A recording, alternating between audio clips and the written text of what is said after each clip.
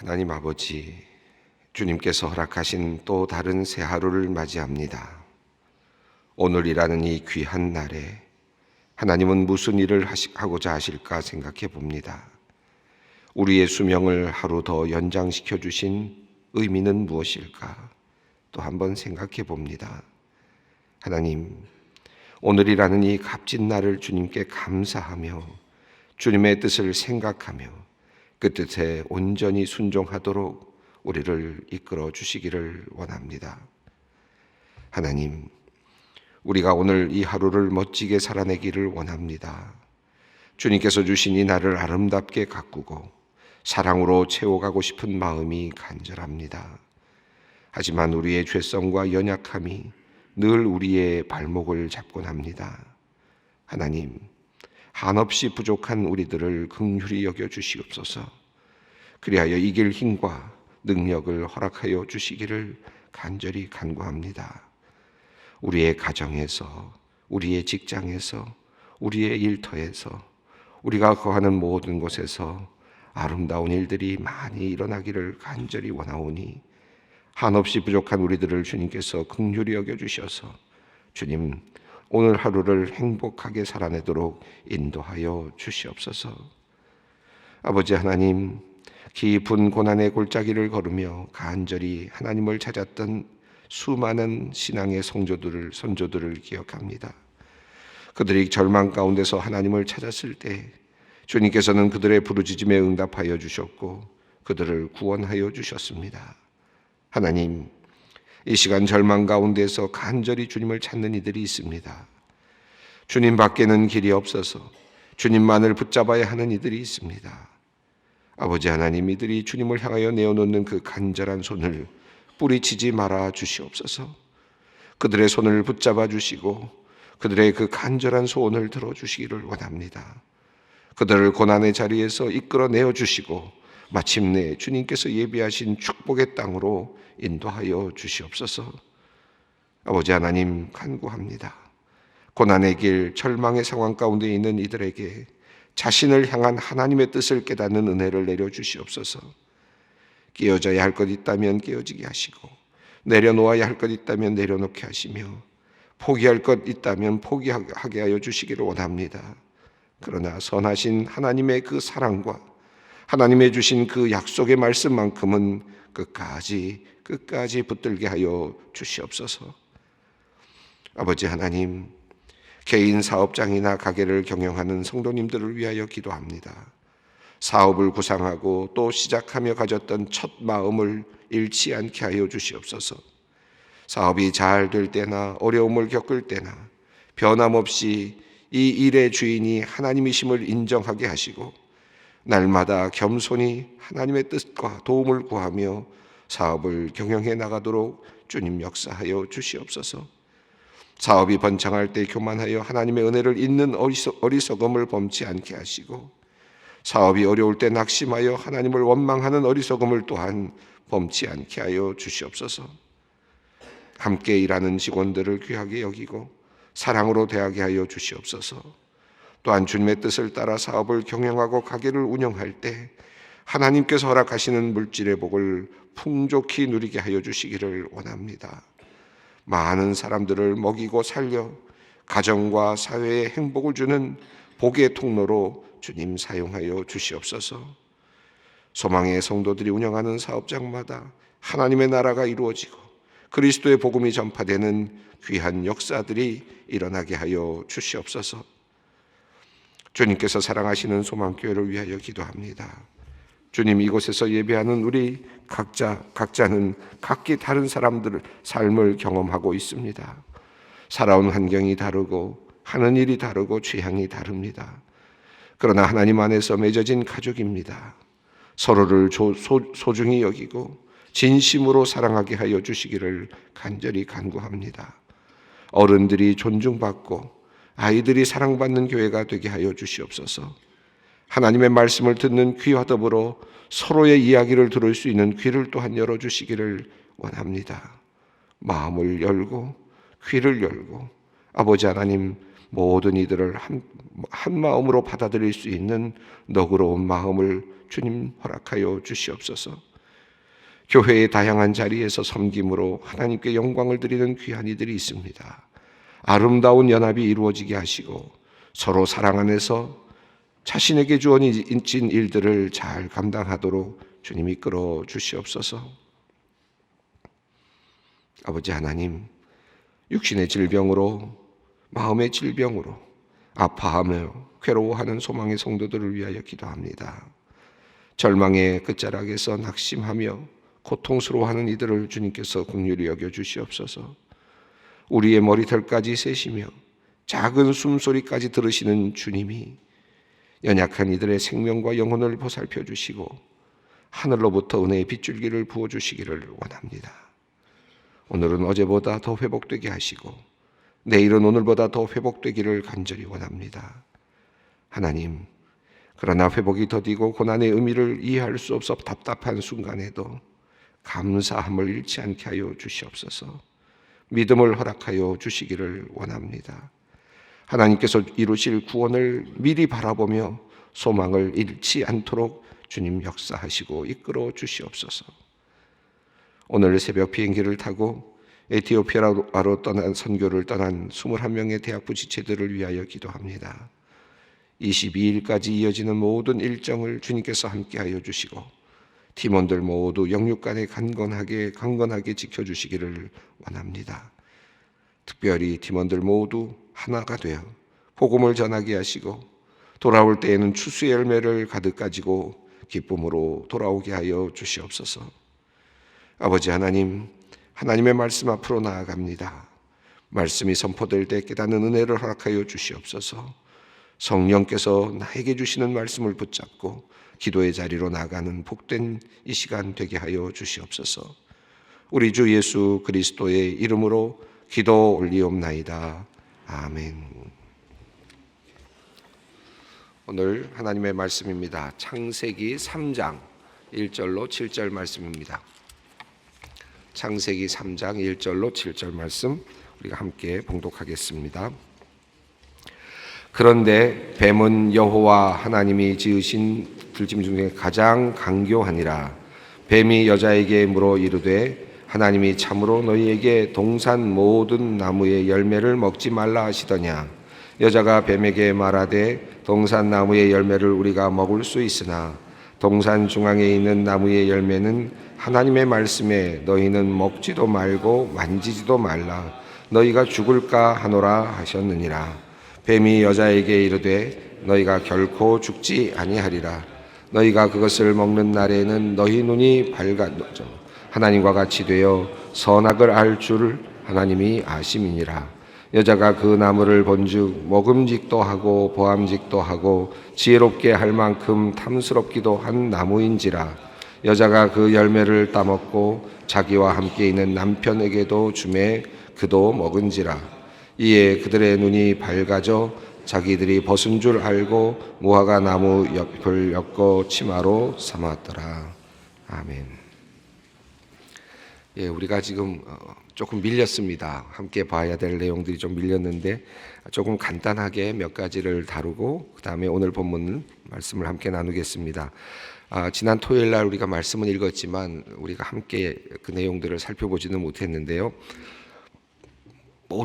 모든 내용을 다 살펴보기보다는 이 부분들이 굉장히 사실은 중요하고 또 한편으로는 우리들에게 주는 메시지들이 참 많다 보니까 제가 조금씩 늘어졌습니다. 2장 18절 이후는 이제 사람을 만드시는 내용이고 오늘 본문은 이제 우리 사람 아담과 하와가 이제 죄에 빠지는 그런 이제 내용들이죠.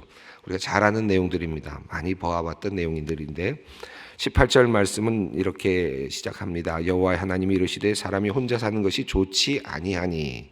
18절에 처음으로 성경에 좋지 않다라는 말이 처음 등장합니다. 그 전까지는 보시기에 좋았더라, 보시기에 좋았더라, 보시기에 좋았더라 이렇게 나오다가 좋지 아니하다라는 말이 처음 나오는 것이 이제 2장 18절입니다. 그래서 하나님께서 홀로 있는 것을 좋게 보지 아니하시고 아담에게 하와를 이제 만들어 주시는 내용이 오늘 본문 지난 토요일 본문의 내용이었습니다. 좋지 아니하니 이제 배필을 지으시리라 하시니라 하는 말씀이죠. 근데 이 말씀을 이제 우리가 여기에 처음 좋지 않다라는 말이 나왔으니까 이것이 제일 좋지 않은 것으로 이해될 수도 있겠죠. 특별히 나온 본문이니까요. 그래서 우리 홀로 사는 것보다 하나님의 그 의도는 아담과 하와가 함께 사는 것이다. 본래 하나님의 의도는 아담과 하와가 함께 살고 그리고 생육하고 번성하게 사는 것이다 라는 것은 우리가 이 말씀을 통해서 분명하게 우리가 알 수 있습니다.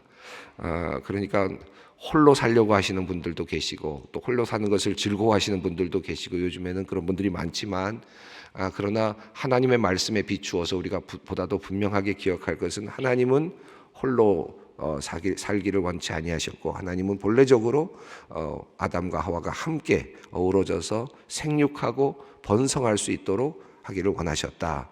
물론 여러 가지 건강의 상황이나 여러 가지 이유 때문에 홀로 살게 되는 분도 있고 또 둘이 함께 살아도 생육하고 번성하지 못하는 분들도 있죠. 그러나 본래의 하나님의 의도, 하나님의 본래 의도를 우리가 먼저 깊이 생각해 볼 필요가 있겠습니다. 그런데 여기 좋지 아니하다라는 말이 나왔는데 그러면 좋지 아니한 것이 이것이 처음인가? 그렇지는 않죠.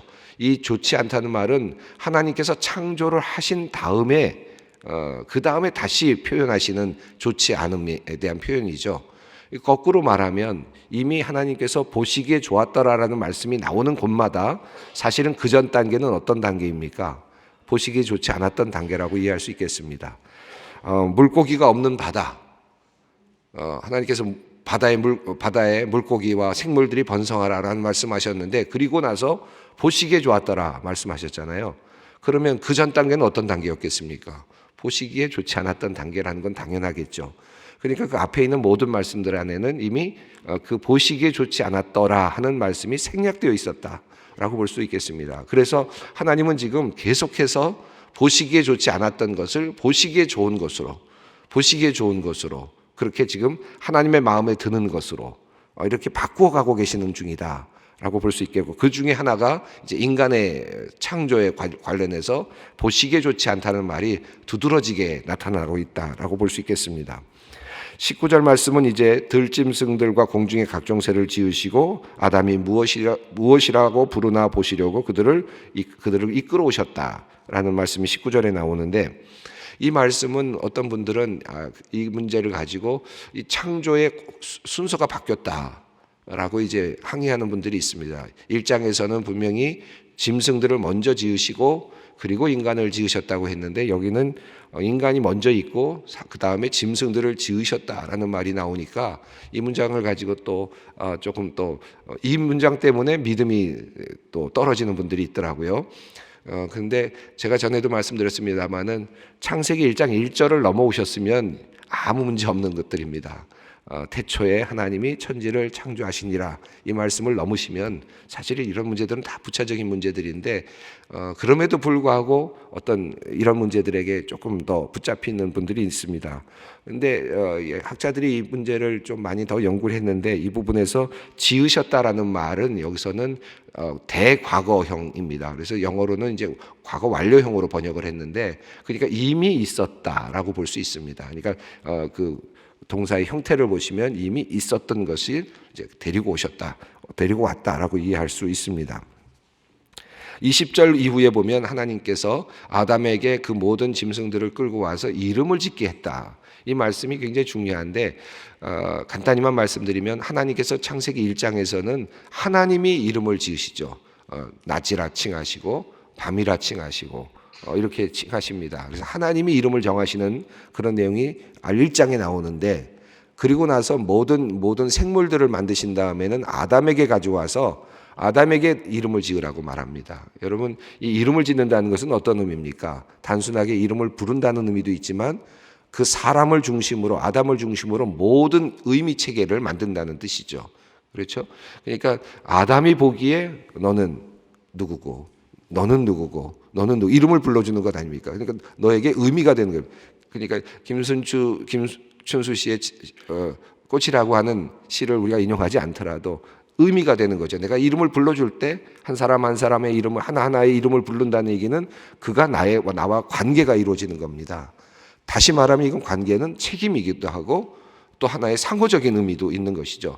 그러니까 짐승들과 나와의 관계가 이제 그냥 끊어진 관계가 아니라, 그냥 나와 그것의 관계가 아니라 이제 나와 너의 관계가 되는 거죠.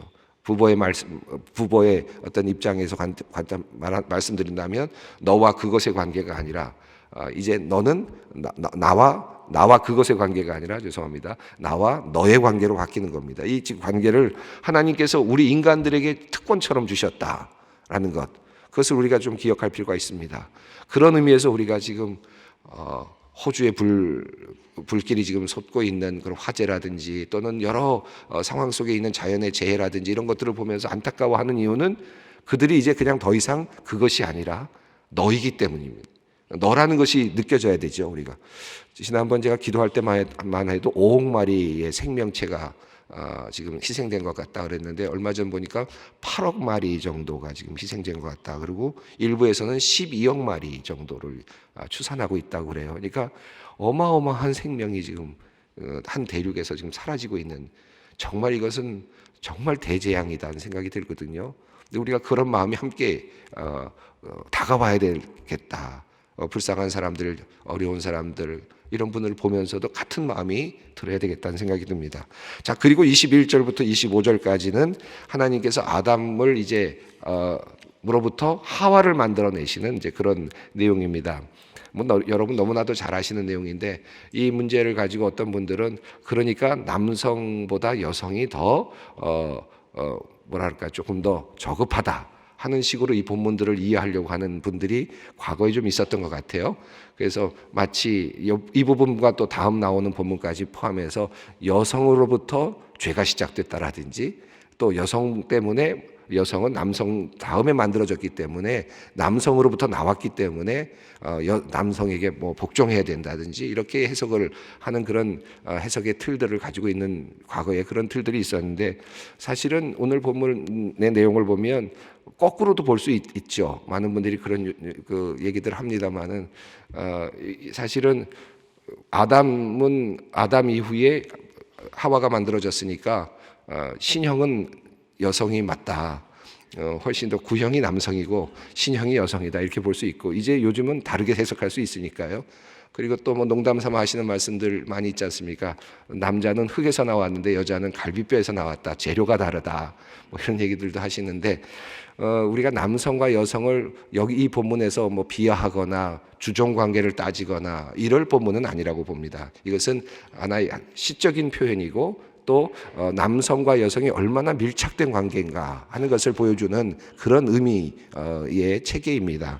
그래서 갈빗대로 여자를 만들었다 그랬는데, 사실 이 원문을 보면 갈빗대라기보다는 옆구리로부터라는 뜻입니다. 그러니까 그 가장 가까운 곳에서부터 끄집어냈다라는 뜻이죠. 그래서 어떤 분들은 이제 마음 가운데 있어야 된다, 여성은, 아내는 남성의 마음 속에 들어가 있는 것이다, 마음으로부터 나왔다, 이렇게도 해석을 하는데, 중요한 것은 두 사람이 가장 밀접한 관계로 살아가도록 하나님께서 디자인하셨다라는 의미를 우리가 이 본문 속에서 우리가 받을 필요가 있겠습니다. 시간을 조금 절약하기 위해서 이제 오늘 본문으로 넘어가겠습니다. 오늘 본문은 이제 최초로 인간이 죄를 짓게 되는 그런 상황입니다. 또 원죄라고 하는 가장 큰 인간의 이제 타락의 부분이죠. 굉장히 엄숙한 시점인데, 이 엄숙함이 어떻게 이루어졌는가, 우리가 죄를 어떻게, 인간에게 죄가 어떻게 들어왔느냐 하는 문제를 조금 더 깊이 다뤄보는 부분입니다. 이 부분에서 아담과 하와가 왜 그랬을까, 이런 관점에서 보기보다는 아담과 하와를 나와 동일시해서 이 본문을 보는 것이 굉장히 중요할 것 같고요. 또 이 본문을 보면서 왜 여성은 이랬을까, 남성은 아닌데, 이런 관점에서 볼 필요는 없는 본문입니다. 그런 해석의 틀을 좀 제하고 나라고 하는 입장에서, 남성이든 여성이든 나라는 입장에서 내가 어떻게 죄에 빠질 수 있는지, 또 과거의 아담과 하와는 어떤 상황 속에서 죄에 빠졌는지를 조금 더 이해할 수 있었으면 좋겠다 하는 생각이 듭니다. 1절을 한번 읽어보겠습니다.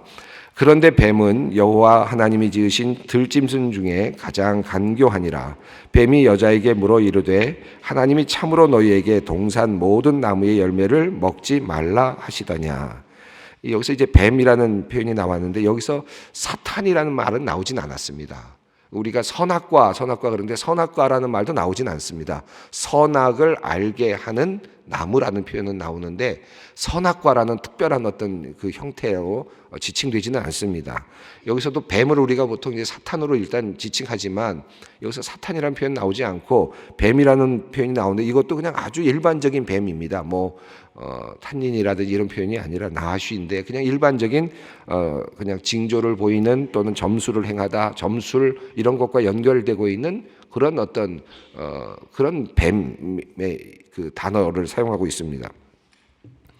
자, 여호와 하나님이, 근데 여기서 여호와라는 말이 여기서 한번 나오고 그다음부터 안 나오는데 재미있는 표현인데 여러분 책에도 우리가 그 해설서에도 그 말씀이 있습니다만은 앞부분에서는 엘로힘이라는 단어가 1장에 나오다가 2장으로 넘어가면서 여호와라는 단어가 나오는데 이 여호와라는 단어는 조금 더 언약적인 그런 표현을 이제 의미를 담고 있는데 여호와라는 표현이 나오다가 3장으로 넘어오면서 뱀은 여호와가 지으신 하나님 여호와 하나님이 지으신 들짐 중에서 가장 간교하다라는 말까지 여호와가 나온 다음부터 뱀은 그 다음부터 여호와라는 말을 사용하지 않고 다시 엘로힘이라는 단어를 사용합니다. 하나님들, 신들 이런 표현을 사용합니다. 조금 더 아주 객관화시킨 하나의 표현이죠. 언약적인 관점이 아니라 그러면서 이제 시험이 시작되는 것을 볼 수 있습니다. 또 다시 뒤로 넘어가면 하나님께서 다시 나타나시는데 그때부터는 다시 여호와 하나님으로 등장합니다. 그러니까 이 죄를 짓는 이 부분에서 하나님을 어떤 하나님으로 이해할 것인가? 천지 창조에서 1장에서 엘로힘이라는 단어는 보다 더 우주적이고 신 이런 큰 개념이거든요. 어떤 나와 직접 연관된다는 그 의미보다는 온 우주를 다스리시는 신 하나님 이런 이제 신이라는 그런 개념인데 이제 이 개념을 가지고 이제 이 뱀이 가지고 들어오는 것을 볼 수 있습니다. 자, 뱀은 가장 간교하다라고 했는데 뱀이 여자에게 묻습니다. 물음으로부터 이제 시작이 됐는데 하나님이 참으로 너희에게 동산 모든 나무의 열매를 먹지 말라 하시더냐라고 묻습니다. 이 우리가 이제 늘 시험에 빠질 때마다 늘 조심해야 될 것들 중에 하나가 이것인데 하나님께서 말씀하셨다. 그런데 사탄은 또는 뱀은 이렇게 질문하죠. 너희에게 모든 동산 나무의 열매를 먹지 말라 하시더냐. 먹지 말라 하신 것은 분명하죠. 하나를 먹지 말라고 했습니다. 그런데 모든 나무의 열매를 먹지 말라고는 아니하셨죠. 그러니까 여기서 참으로 너희에게 마치 정말 그래? 라고 하는 것처럼 지금 묻고 있습니다. 정말 하나님이 너희에게 모든 나무의 열매를 먹지 말라 그랬어? 라고 지금 질문을 던지는 겁니다. 일부는 맞지만 상당히 많은 부분을 곡해했죠. 그런데 거기다가 이런 말과 더불어서 이런 말이 나오면서 어떤 느낌이 듭니까? 하나님이 뭔가 악의를 가지고 있는 것처럼 느껴지도록 지금 분위기를 만들어 간 것이죠. 참으로 너희 하나님이 그랬어? 하나님이 다 못 먹게 했어? 이렇게 만들어보면서 아니라고 대답을 하지만 하나님에 대한 감정은 이미 벌써 곡해가 되고 있는 이 사탄이 지금 하고 있는 첫 번째 단계가 이런 단계입니다. 하나님이 그랬어? 하나님이 너한테 그럴 수가 있어? 이런 식의 이제 질문입니다. 하나님이 너한테 지금까지 너에게 벌을 내리셨단 말이야?